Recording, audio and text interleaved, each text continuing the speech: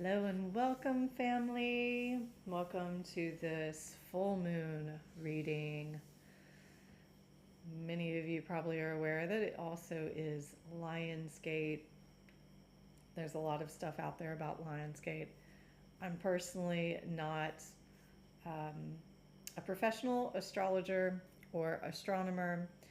What I can tell you is that Lionsgate is a time of year that is related to the Egyptians and their honoring of the alignment between Sirius, our spiritual sun, the center of our galaxy, Orion's belt, and the Earth. This is also a time where the Nile floods every year, and when we're looking through the lens of Western astrology, we see it in the house of Leo. Therefore, we call this the Lion's Gate or Lion's Gate portal. So there's a lot of different understandings and belief systems around the Lion's Gate portal. I know for me, it just always feels like a very abundant time. Um, Anytime that we are coming into alignment with the central sun, that's something that I know that I'm always aware of it energetically. It manifests in in a sense of like enlightenment of a higher vibration of greater resource and connection with the soul. So for any of you who've heard about Lionsgate and you're curious and maybe you know much more than I do about it, but that has been my understanding, my relationship with this time of year. And and it also falls on the full moon. Excuse me. And in Western astrology, the full moon is in Aquarius, and with my first house being in Aquarius, my moon being in Aquarius, it's a sign that I really resonate with and identify with because it's my ascendant. So it has a lot to do with my identity and how people see me in the world and the way that I think, what I think about being very inclusive and even like futuristic and independent, like different. Aquarius is like the free thinker, and it tends to pioneer and go outside the box. It's an air sign, so it's about thinking differently, thinking creatively, and thinking in ways that stand out from the norm. It also is like a bit of a rebel. Mm-hmm. Yeah, I hear you. Yeah, Spirit said this is a great time to be a sacred rebel. This is a time about standing out from the status quo. And I think without going any more into Aquarius energy, let's just dive into this reading. So if you're new here to this channel, welcome. And for all of those that return on a regular basis, thank you so much for being here. We're going to use a couple of oracle decks to define and get into relationship more with the energy that's moving through this lunar cycle, showing us how we can connect with it, how it's represented, and what themes there might be for us to follow and to question and to learn from, and ultimately to become empowered by understanding these archetypes and energies in our life, and how we can invest more into the opportunities that are arriving in this time. So as I was drawing, or as I was shuffling the deck, one of the cards that popped out was the middle world. So we're going to work with the middle world card as our theme, and this is the number 36. It feels like there's something significant about that number. 3, 6, and 9 are keys to the universe, according to Nikola Tesla. And the middle world is about this reality, this tangible reality that we live in. The upper world is where we could say the spiritual world. It's the beings and the representatives and the energies that we cannot see in their physical forms. And it's like praying, it's meditating, it's the soul, it's light, it's the higher dimensions. That's the upper world. Lower world is ancestors and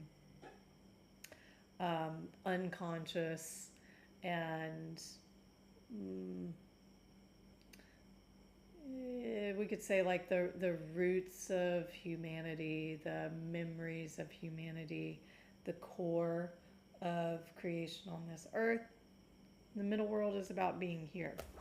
So before we go any further, I just want to call in that sacred protection and aligning us through intention with the highest light of truth to deliver a message of revelation and understanding that will cultivate a deeper sense of empowerment with our choices during this time, so that we may come into right relationship with these opportunities and enlighten us into a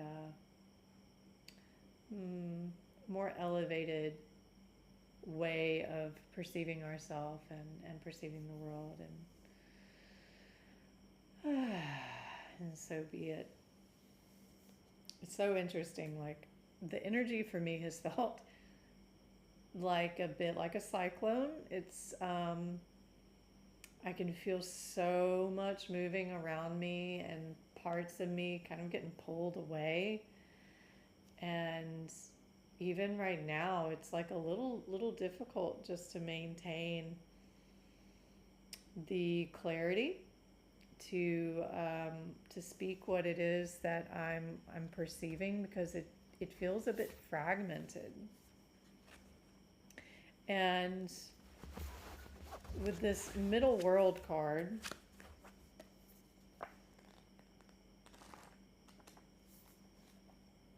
the invitation says the conditions are favorable to your undertaking, and to do not hesitate. Move forward as heaven and earth are smiling upon you.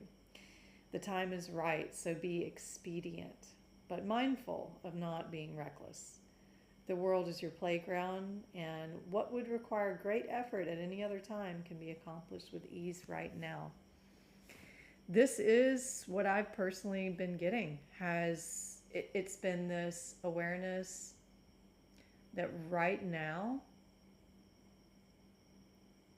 we are sitting in the creator's seat. We are sitting in the director's seat. And maybe we've been used to circumstances being given to us, or waiting for opportunities to be delivered instead of creating them. This is the time to operate as creators. And if we're not careful, it can pass us by, and we can be implanted and start to unconsciously transmit and create. So this is the blank slate. I feel that even part of not being able, for those of us who are psychic, to see forward, part of that is because we haven't committed to the creation of it yet. So this is such a powerful card that is here as the collective theme. What do we want to create in this world? You know, this part right here, it looks like a person. It looks like a flame, and I've never seen it that way before. We're here under this Aquarian full moon, and this is like the initiation of what the next, like, I don't know how many years, but this next big cycle is going to be. Aquarius being considerate of the whole organism, and considerate of, what's good for many. So I get a sense there's a lot of opportunity here. We have several other cards that came out. We have the Magic card, it's 33.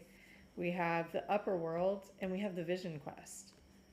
So the magic card, 33 being the master card, many of you have gone through your rites of passage and have now you've graduated into mastery. And you might be looking around like, what do I do now?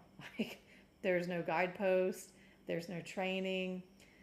You've already received it, you've already done it. Now it actually can look like less effort and more of the internal meditative state of the words I have received are arcing your heart. So using the charge of the heart of gratitude and of joy to arc the bridge into that reality. So you ask yourself, how do you define what the next stage of your life looks like? How do you define what tomorrow looks like? How do you define what it is that you're wanting to step into? And how do you define what you want in the world? What do you want to see there? And can you access the creative life force, the charge in the heart, to accumulate and call and build the frequency, the vibration, the physical connection to that world? This magic card upside down says, have you forgotten that you live in a world that is infused with magic? Perhaps you've become cynical and think you have to create your life all by yourself with no help from others. It's time to remember your relationship to Source.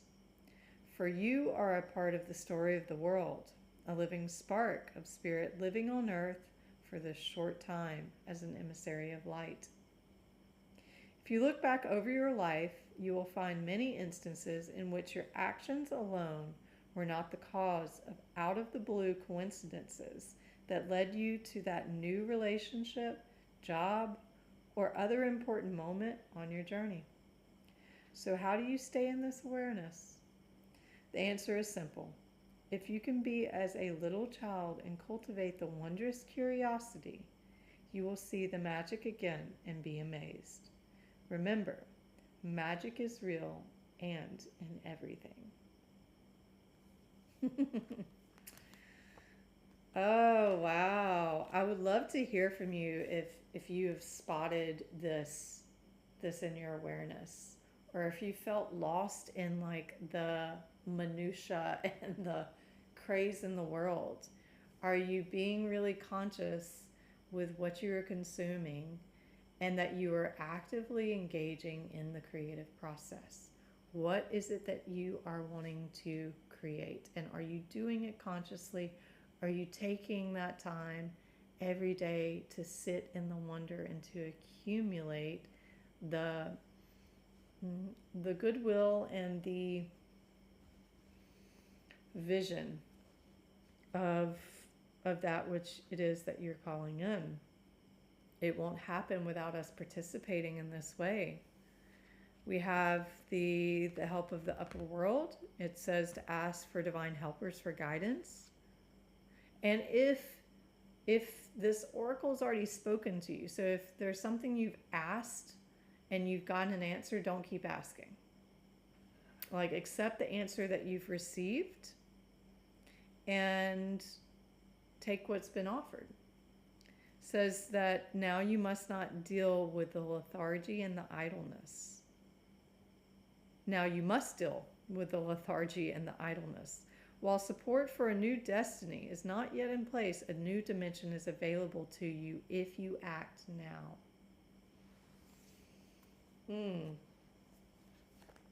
Okay, I'm starting to get a more full picture of the power and the dynamic here in this time and space. It says Vision Quest. It says find clarity by spending time alone in nature. If you live in a city, go for walks in a park. If you live in the country, make sure that you spend time and go outside in contemplation. Get off the couch, get away from your desk, go outside. Spirit helps those who help themselves. So set your intention and ask nature for a guiding vision for your life. Yeah, that's definitely what I've been getting is how much we're being inundated by all of the electronics, and we don't even realize how much they're capturing our attention and our life force. They are harvesting energy from us. The whole AI situation, it's like a grand scale harvesting of consciousness. I don't want to go too much into that, but it's pretty clear in this reading that with this full moon, you need to reintegrate yourself into the web of life through the natural world. This says, what are you clinging to? What's crumbling and unbound? That's the other one. Releasing soul patterns, contracts, and past lives. So that's what is happening. That's what's trying to happen. I got to be honest, this is exactly what I feel when I feel the energy. It's like trying to stay right here in between these pillars, and there's this whole storm around. And the other card here, the Unbound card, this was in one of the last readings. This, you can see like they're going up towards the moon.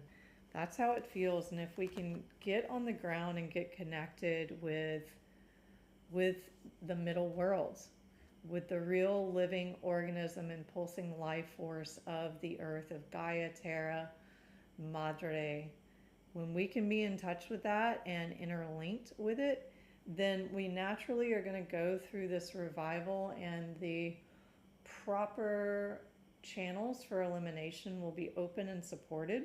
We need to call in higher help. And if you already have gotten the answer, now it's time for you to take the action and not ask for any more, confirmation. And if you're needing help with like the vision part of what it is that you're doing, where you're going, it's time to vision quest. It's time to go outside and to get quiet enough and still enough in nature where that can be reflected back to you. And all of this is to call in your curiosity as like the innocence, as the part of you that doesn't have beliefs in history that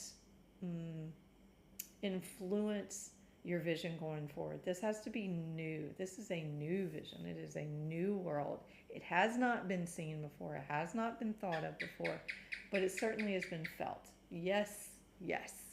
See?